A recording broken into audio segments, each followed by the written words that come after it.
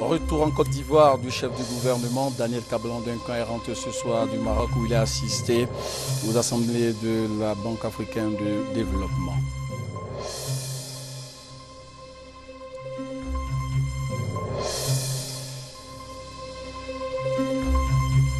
L'État de Côte d'Ivoire est à la recherche de 93 milliards de francs CFA sur le marché des capitaux de l'UEMOA. L'information a été donnée ce matin par M. Kone Adama, directeur général du Trésor et de la comptabilité publique. La communauté internationale célèbre demain la journée mondiale de lutte contre le tabagisme. Dans ce 20h, le message de sensibilisation du gouvernement ivoirien. Voilà pour les principaux titres. Bonsoir et bienvenue dans ce 20h. Nous sommes ensemble pour une trentaine de minutes et dans cette demi-heure d'information, vous aurez le dossier de la rédaction. Le dossier du jeudi consacré aux albinos dans la société ivoirienne. Ils sont des milliers en Côte d'Ivoire, ces albinos qui se sentent parfois marginalisés, défavorisés du fait de leurs différences marquées par la couleur de leur peau. Ils revendiquent leur place dans le tissu socio-économique et culturel de leur pays. Le dossier du jeudi dans une quinzaine de minutes. Le chef de l'État, le président Alassane Ouattara et son épouse sont arrivés au Japon. Vous allez les voir en images. Le chef de l'État ivoirien participera à la TICAD 5, la 5e conférence internationale de Tokyo sur le développement de l'Afrique qui va se tenir du 1er au 3 juin prochain à Yokohama. 49 pays africains vont participer à cette conférence essentiellement consacrée au renforcement du partenariat entre notre continent, l'Afrique, et le Japon. Retour en Côte d'Ivoire du chef du gouvernement ivoirien, Daniel Kablan-Duncan, est rentré ce soir du Maroc où il a assisté aux 48e assemblée annuelle de la BAD, la Banque africaine de développement. Le Premier ministre a été accueilli à sa descente d'avion par des membres du gouvernement qui ont salué ce retour de l'institution bancaire africaine dans la capitale économique de la Côte d'Ivoire. Rappelons qu'à l'issue du conseil des gouverneurs du groupe de la Banque africaine de développement qui s'est tenu après l'ouverture officielle des assemblées annuelles de la BAD, eh bien les gouverneurs ont décidé du retour effectif de la Banque africaine de développement à son siège statutaire ici à Abidjan. Quelques minutes après son arrivée, le Premier ministre était face à la presse nationale et internationale sur place à l'aéroport pour faire le point de sa mission au Maroc. Au micro de notre reporter Hugues Hervé-Blé. Au niveau des résultats fondamentaux, il y a d'abord, en ce qui concerne la banque elle-même, la décision qui est prise pour la BAD donc de revenir au siège de la banque ici à Abidjan. Le président d'ailleurs, disons que Kaberuka a indiqué que lui-même pourrait être ici donc en avril 2014 avec le conseil d'administration. Mais auparavant, donc en fin d'année 2013, il y aura à peu près 500 cadres qui seront ici à Abidjan et le reste viendra donc en 2014. Je crois que ça c'est un élément très important pour la Côte d'Ivoire puisque vous savez, depuis son investiture donc en mai 2011, le président Alassane Ouattara en avait fait une priorité. C'est un élément très fort qui a donc été obtenu. On voudrait remercier et le président de la BAD et donc le conseil d'administration, le conseil des gouverneurs de ce travail important qu'ils ont fait en faisant confiance donc à la Côte d'Ivoire. Je voulais quand même souligner la rencontre que nous avons eue avec l'Afrique du Sud, le ministre des Finances de l'Afrique du Sud, qui nous a vraiment, disons que, indiqué que l'Afrique du Sud souhaitait revenir en force au niveau de la Côte d'Ivoire, dans le cadre notamment du retour de la BAD, et qui sont prêts donc à financer un certain nombre d'éléments. On les a invités à venir ici bientôt, dans le cadre donc, du secteur public, secteur privé sud-africain, pour renforcer la coopération de l'Afrique du Sud et donc la Côte d'Ivoire. Je voudrais profiter de votre occasion pour remercier les autorités marocaines qui sont très très bien reçues. Nous avons invité le Premier ministre donc, marocain à venir ici. Il a bien voulu accepter donc l'invitation. Nous allons voir un peu les dates qui sont donc opportunes. Il va y avoir un renforcement très fort de la coopération entre le Maroc et la Côte d'Ivoire. Il y a une commission mixte d'ailleurs ivoiro-marocaine qui va se tenir ici au mois donc de juin. Et il est possible d'ailleurs que Madame la présidente du patronat, parce que c'est une femme qui est responsable du patronat donc, au Maroc, puisse donc joindre la délégation officielle pour venir ici donc, à Abidjan. Au total, vraiment, c'est un séjour qui a été fructueux. Et je pense en fait que nous allons voir les retombées peut-être dans les semaines et mois à venir. Retour donc du siège de la Banque africaine de développement à Abidjan, la capitale économique de la Côte d'Ivoire. Les responsables du FMI, de la Banque mondiale, se disent tout simplement satisfaits de ce résultat obtenu par Abidjan. Notre envoyé spécial, Alborassa, nous en parle. La Côte d'Ivoire est un bon élève des institutions financières internationales, le Fonds monétaire international, la Banque mondiale, la Banque africaine de développement. Les responsables de ces institutions l'ont dit au Premier ministre Daniel Kablan-Duncan au cours de plusieurs séances de travail qu'ils ont eues ici à Marrakech en marge des assises annuelles 2013 de la Banque africaine de développement. Il y a beaucoup de possibilités actuellement en Côte d'Ivoire, dans la région. Les possibilités sont très intéressantes et on est très heureux de pouvoir que l'économie de Côte d'Ivoire commence à relancer. Donc on est là pour accompagner les efforts de Côte d'Ivoire. Et aussi, on a discuté des préparations pour un forum l'année prochaine, au mois de janvier. Et on sera là avec nos partenaires pour soutenir le gouvernement et pour voir comment on peut accompagner les investissements.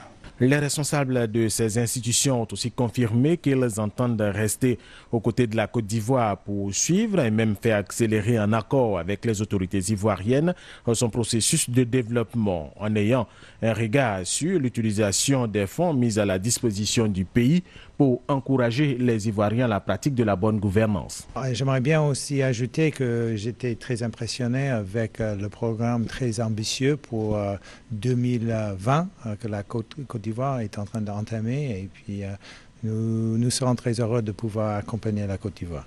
Ils ont donc échangé sur l'environnement des affaires en Côte d'Ivoire et fait le point des opérations au secteur privé, partenariat public-privé pour la Côte d'Ivoire.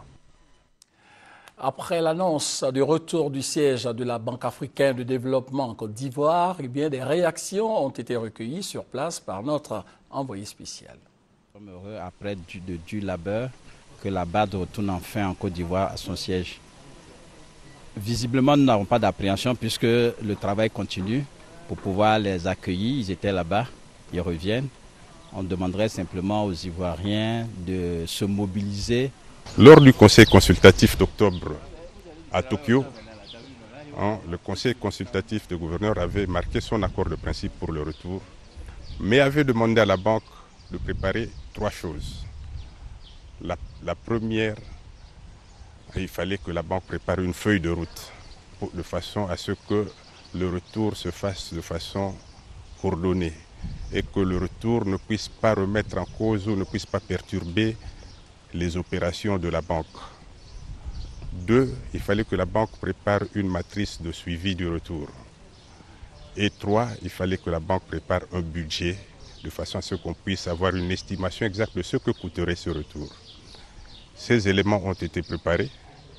Le budget a été approuvé par le conseil d'administration au mois de décembre 2012. La matrice de suivi a été présentée au conseil d'administration au mois de janvier et nous en avons fait, je dirais, la mise à jour en début de ce mois de mai.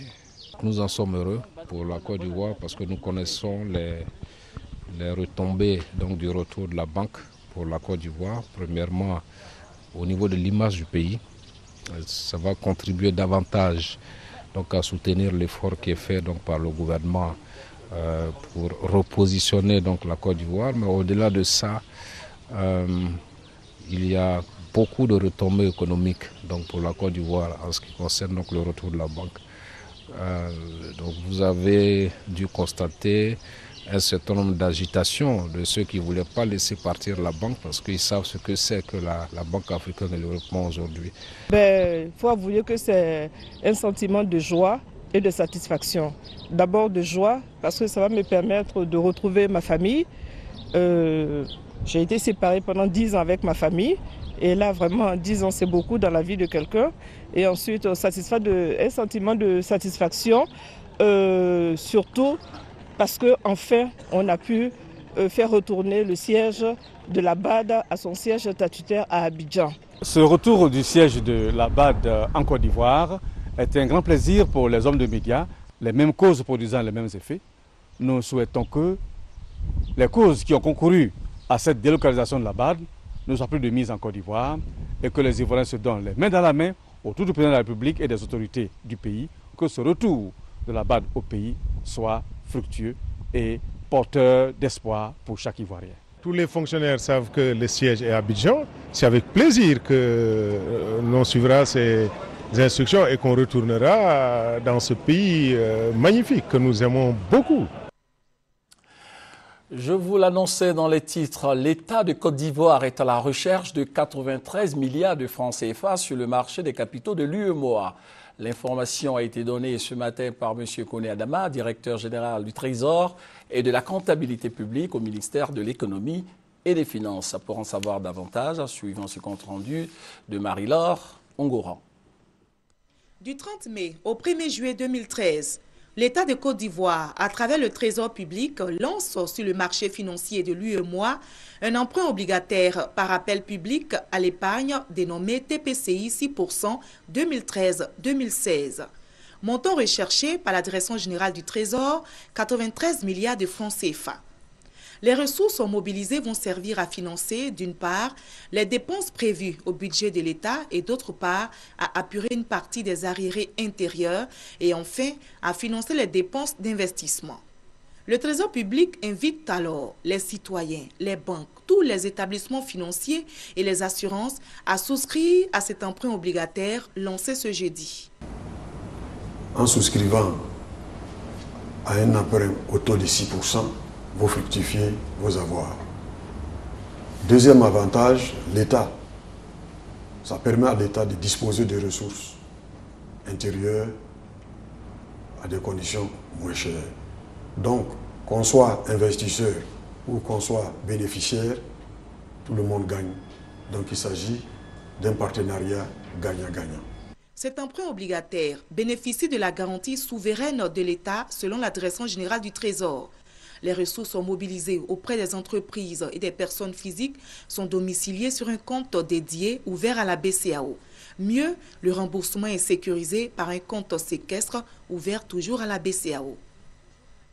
Dans le reste de l'actualité, avec tout d'abord la politique de bonne gouvernance du gouvernement ivoirien, la lutte contre la corruption engagée par le Secrétariat national à la gouvernance et au renforcement des capacités a été marquée par une rencontre avec des hommes de médias et des acteurs de la société civile ivoirienne. Alexis Ouedraogo nous en parle.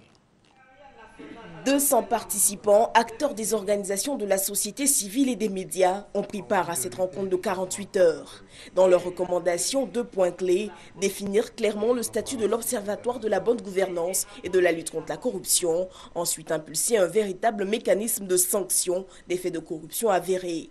Des remarques bien prises en compte par le secrétariat. Le gouvernement a décidé, en tout cas, de joindre l'acte à la parole, de prendre des décisions pour essayer de doter la Côte d'Ivoire d'un dispositif juridique et institutionnel en matière de lutte contre la corruption. L'objectif que le président assigne à tous ces textes qui sont pris, ce sera leur efficacité. Il faut que ces textes soient efficaces. Et le secrétariat, de ce point de vue, donc, a dans ses missions de s'assurer effectivement de leur pertinence et de leur efficacité. Les arbitrages et les débats continueront avec les ministères techniques et nous continuerons notre plaidoyer donc, auprès de son Excellence Monsieur le Président de la République et de Monsieur le Premier ministre quant à la mise en place d'un dispositif efficace de sanctions. Entre autres recommandations de cette rencontre, l'utilisation des technologies de l'information et de la communication dans la prévention et la lutte anticorruption, l'introduction dans les programmes scolaires de modules relatifs à la lutte contre ce fléau, l'utilisation de médias de proximité comme moyen de lutte et l'implication de la société civile dans la réalisation des lois anticorruption.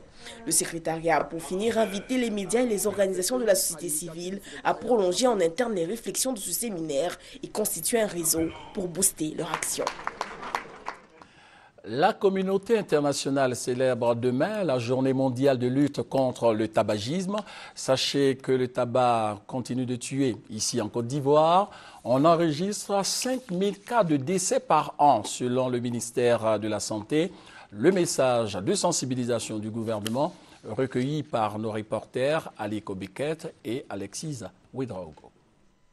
Les autorités ivoiriennes déplorent les actions publicitaires en faveur du tabac, notamment à travers la presse écrite et les panneaux publicitaires. Elles souhaitent qu'une loi soit prise pour son interdiction, d'où le choix cette année du thème « Interdiction de la publicité en faveur du tabac, de la promotion et du parrainage ». Le code de déontologie de la publicité en Côte d'Ivoire interdit expressément la publicité en faveur du tabac sur les antennes nationales. Cette disposition, qui constitue un acquis en matière de restriction des actions de promotion en faveur du tabagisme, devrait être renforcée sur le plan législatif par l'adoption de mesures d'interdiction totale de la publicité en faveur du tabac. En avril dernier, le ministère de la Santé et de la lutte contre le sida a sensibilisé les populations sur l'interdiction de fumer dans les restaurants, bars, établissements secondaires et universitaires. Mais la lutte contre le tabagisme est loin d'être à son terme. Les consommateurs sont vivement interpellés. Arrêtez de fumer afin de préserver votre santé et celle de votre entourage. Et à l'endroit des gestionnaires des lieux publics et des transports en commun, offrez un cadre sain, sans tabac, à tous vos usagers. Des textes de loi, oui, mais une application pratique sur le terrain sont vivement attendus. Voilà, rappelons qu'ici en Côte d'Ivoire, 5000 fumeurs meurent chaque année, selon le ministère de la Santé. La coalition des femmes leaders invite les femmes de Côte d'Ivoire à contribuer et à jouer pleinement leur rôle dans le processus de réconciliation, dans l'édification d'une paix durable en Côte d'Ivoire. Honorine Agnigori. Elles sont venues des 4 coins de la Côte d'Ivoire pour prendre part à ce rendez-vous du donner et du recevoir, la 3e édition des Leaders 2013. Cette plateforme de rencontre et de réflexion des femmes qui contribue efficacement dans tous les secteurs et domaines d'activité, ainsi que dans toutes les instances de décision, vise à célébrer l'excellence et récompenser le mérite. Car ces femmes jouent un rôle primordial dans le développement et l'économie de la Côte d'Ivoire. Ce forum se tient sur le thème Paix et développement, défis majeurs pour l'Afrique, le rôle des femmes. Et les participantes l'ont bien compris. Il faut que nous nous rapprochons l'une de l'autre pour que ensemble la paix revienne en Côte d'Ivoire. Nous faisons de grands rassemblements. Nous prenons des prétextes de fêtes, de cérémonies, de réjouissances, des fêtes des mères pour pouvoir amener les femmes qui ne se parlaient pas, pour les amener à la paix et à la réconciliation. Nous avons beaucoup de cohésion sociale dans notre département. Pour les responsables de la coalition des femmes leaders, il y a des avancées notables à mi-parcours. Pour preuve, à l'Assemblée nationale, de 8%, l'on est passé à 11% des femmes. Sur les 28 ministres en Côte d'Ivoire, on retrouve 5 femmes. Les acquis ont été que celles qui ont été primées les autres éditions, elles ont considéré cela comme un encouragement et elles ont fait encore plus d'avantages qu'elles ne le faisaient avant. À la faveur de ce forum des femmes leaders, la ministre de la Communication, Afoussiata Bambalamine, a animé une communication sur la contribution novatrice de la presse à la paix et à la réconciliation. La presse, de façon générale, est considérée, avec raison d'ailleurs, comme le 4e pouvoir. Il propose ces journalistes aujourd'hui pour essayer d'aller de l'avant, donc non seulement de rendre la presse beaucoup plus professionnelle qu'elle ne l'était par le passé. Nous y travaillons. Le président de la commission Dialogue, Vérité et Réconciliation a donné sa vision sur la contribution et le rôle des femmes du processus de paix, de développement et de réconciliation. Paix et développement, défi majeur pour l'Afrique, rôle des femmes dans la réconciliation. On ne peut pas concevoir le développement d'un pays en laissant de côté la moitié de l'humanité. La clôture des travaux de ce forum sera marquée par un dîner gala de distinction des femmes dans leurs différents secteurs d'activité ce vendredi. Le ministère des Affaires étrangères va soumettre dans les jours à venir un projet de loi sur le droit d'asile en Côte d'Ivoire. Pour l'instant, L'heure est à la compréhension de la notion d'asile politique par exemple. Les députés sont les premiers à bénéficier de cet enseignement. Direction l'Assemblée nationale avec Victorine Yao-Yoboué.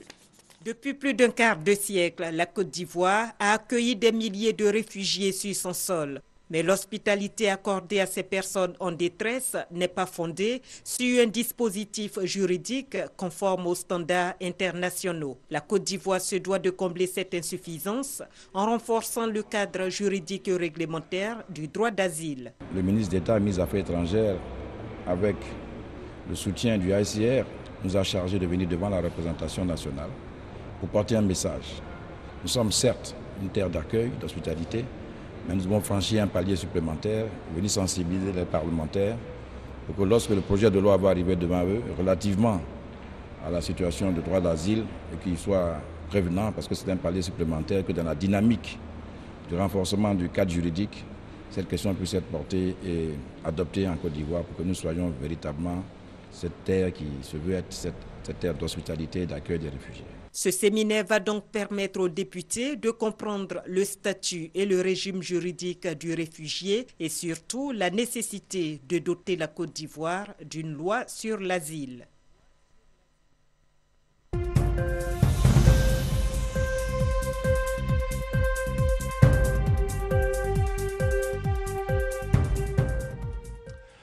Le dossier du jeudi consacré aux albinos dans la société ivoirienne. Ils sont des milliers ici en Côte d'Ivoire, ces albinos qui se sentent parfois marginalisés, défavorisés du fait de leurs différences marquées par la couleur de leur peau. Ils revendiquent leur place dans le tissu socio-économique et culturel de leur pays, la Côte d'Ivoire. Maïsako. Les albinos sont vus d'un autre œil en Afrique, notamment en Côte d'Ivoire. Généralement défini comme un handicap, l'albinisme résulte d'un dysfonctionnement génétique. Au cours de la fécondation de l'enfant, si le parent, l'homme et la femme se rencontrent, les deux ont des gènes.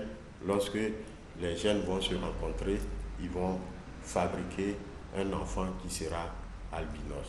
L'albinisme est lié à un trouble dû à ce qu'on appelle à des enzymes qui font que la fabrication de la mélanine qui colore la peau en noir n'existe pas chez ces personnes-là. Donc c'est le défaut de pigment qu'on appelle la mélanine qui fait que l'albinos qui est noir, qu'il soit blanc, noir ou asiatique, a la peau blanche. Ça n'existe pas seulement dans la race noire ou humaine, mais chez les animaux, il y a de l'albinisme. En Côte d'Ivoire, ce sont plus de 5000 personnes qui vivent avec l'albinisme, dans une société qui a pourtant du mal à les accepter du fait de la couleur de leur peau et des conséquences que cette condition peut avoir sur leur état de santé. Leur marginalisation est réelle, notamment au plan socio-professionnel ou tout simplement dans la vie de tous les jours. En quête d'un contrat temporaire dans une société de la place, les sous-traitants m'ont considéré comme une personne très fragile. Ils ont préjugé que ma vision serait vraiment anormale. J'ai mis du temps malgré les interventions personnelles, les relations, mais ça n'a pas été du tout facile et cela m'a beaucoup frustré. Voilà, donc ça me donne du tout plus le courage d'y persévérer. Certains crachaient, on crachait à bout de champ lorsqu'on voyait passer un albinos. Tous les temps c'était comme ça, donc vraiment il y a plein d'albinos qui peuvent le témoigner. Lorsqu'un albinos passe, les enfants disent « faut cracher, on n'est pas que ta maman puisse en faire aussi ». Les albinos sont pourchassés sur le continent en raison de sacrifices et de rituels dont ils font l'objet. Ces pratiques sont le résultat de croyances, car pour certains, utiliser des organes d'albinos à des fins mystiques permet de s'enrichir rapidement et de garder éternellement leur beauté et leur jeunesse. Si des cas ont été enregistrés au Burundi et en Tanzanie, la Côte d'Ivoire n'échappe pas non plus à ces croyances. Un jour, il y a un homme qui est venu, m'a demandé de coucher avec lui, car pour lui, son marabout lui a demandé de faire cela pour avoir des biens. Quelques cas d'enlèvement et d'assassinat ont été également relevés. Selon l'Association des albinos de Côte d'Ivoire, au cours de l'année 2010, en particulier pendant la crise post-électorale, 5 albinos ont été assassinés, 4 victimes d'enlèvement et 3 autres victimes de tentatives d'enlèvement. Par le passé, les albinos vivaient dans une certaine précarité. En Côte d'Ivoire, ils se sentaient isolés et le regard envers eux n'était pas bon. Mais depuis la diffusion sur les antennes de la télévision ivoirienne d'un épisode de la série culte Fais pas ça, intitulé Le droit de vivre, avec pour personnage principal Maopé, confronté à d'énormes difficultés au plan social du fait de sa condition, le regard porté sur l'albinos a changé positivement. Les populations ont commencé à comprendre que l'albinisme est tout juste un handicap et non une malédiction. Depuis que j'ai tourné le film des droits de vivre, après la diffusion, vraiment, je suis beaucoup apprécié. Il y a des gens qui m'approchent, vraiment, on ne savait pas que tu avais un tel talent. En tout cas, c'est bien, il faut continuer. En tout cas, les regards envers moi sont maintenant des regards positifs. Et je pense que c'est déjà bon. Le gouvernement ivoirien a pris des mesures pour venir en aide aux personnes vivant avec des handicaps, y compris les albinos. Mais les personnes vivant avec l'albinisme souhaitent une plus grande implication de la part des autorités. Je demande aussi à l'État, parce que j'ai constaté qu'en Côte d'Ivoire, l'État ne jette pas un regard sur la situation des albinos en Côte d'Ivoire. Parce que d'aucuns disent, vous avez quel problème? Vous avez quel problème? Il a fallu que la situation au niveau de la Tanzanie, du Burundi, de l'Afrique de l'Est attire un peu l'attention des gouvernants au niveau de l'Afrique de l'Ouest pour qu'on sache que l'albinos a un problème. Et il existe des exemples d'albinos qui vivent de la manière la plus ordinaire. Mes amis me traitent bien. Et ils ne voient pas de la différence entre nous. On joue ensemble au foot, on s'amuse, on fait tout ensemble. Ils ne voient pas de la discrimination entre nous. C'est bien la preuve que les choses changent progressivement.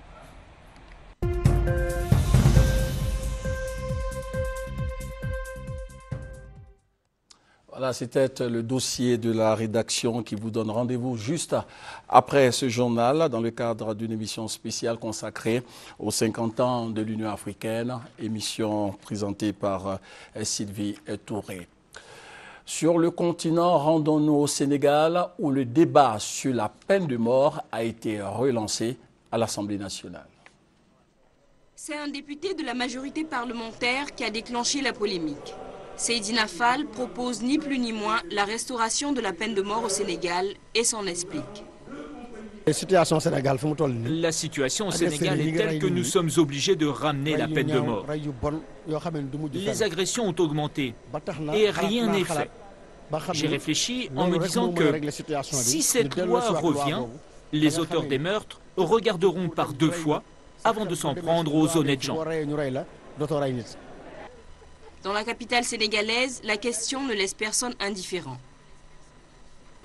Dieu a dit qui tue doit être tué aussi, et c'est la seule solution pour résoudre les problèmes de meurtre ici. Combien de gens sont morts il n'y a même pas 2 mois dans leur propre maison, attaqués par des bandits? On ne peut pas laisser ça survivre comme ça. Il faut qu'on s'en occupe d'une manière ou d'une autre. Mais il faut qu'on réfléchisse, il ne faut pas qu'on fasse de l'amalgame. Il y a trop de parleurs, trop de hableurs qui n'ont même pas la vérité de Dieu avec eux. Voilà le problème. Le débat est d'ores et déjà engagé entre les acteurs politiques, les organisations des droits de l'homme et les chefs religieux. La peine de mort a été abolie au Sénégal depuis le 10 décembre 2004. Que lorsqu'on votait l'abolition en 2004, Macky Sall était au gouvernement. La plupart de ces députés étaient membres du PDS, ils étaient au gouvernement, ils ont voté l'abolition. Nous ne voyons pas pourquoi ils vont retourner leur veste, simplement parce qu'il y a un nouvel arrivé à l'Assemblée nationale qui veut se faire un nom, qui veut les entraîner dans un débat qui ne fera que distraire les Sénégalais des vrais problèmes aujourd'hui de la banlieue. Le député Seydina Fall affirme qu'il bénéficie d'un large soutien des députés. Il compte déposer rapidement sa proposition de loi. Fin de ce 20h, rappelons que le chef de l'État, le président Alassane Ouattara et son épouse sont au Japon Le chef de l'État ivoirien participera à la TICAD 5, la 5e conférence internationale de Tokyo sur le développement de l'Afrique qui va se tenir du 1er au 3 juin prochain à Yokohama. 49 pays africains vont participer à cette conférence essentiellement consacrée au renforcement du partenariat entre l'Afrique et le Japon. Et puis en image, retour en Côte d'Ivoire du Premier ministre Daniel Kablan-Duncan, qui est rentré ce soir du Maroc, où il a assisté au 48e Assemblée annuelle de la BAD, la Banque africaine de développement. Le Premier ministre a été accueilli à sa descente d'avion par les membres du gouvernement qui ont salué ce retour de l'institution bancaire africaine dans la capitale économique de la Côte d'Ivoire. Et puis la rédaction vous donne rendez-vous juste après ce journal, une émission sur les 50 ans de l'Union africaine, bilan et perspectives. Émission présentée par Sylvie Touré. C'est la fin de ce 20h. Bonne suite de programmes sur RTI 1, mais surtout, portez-vous bien.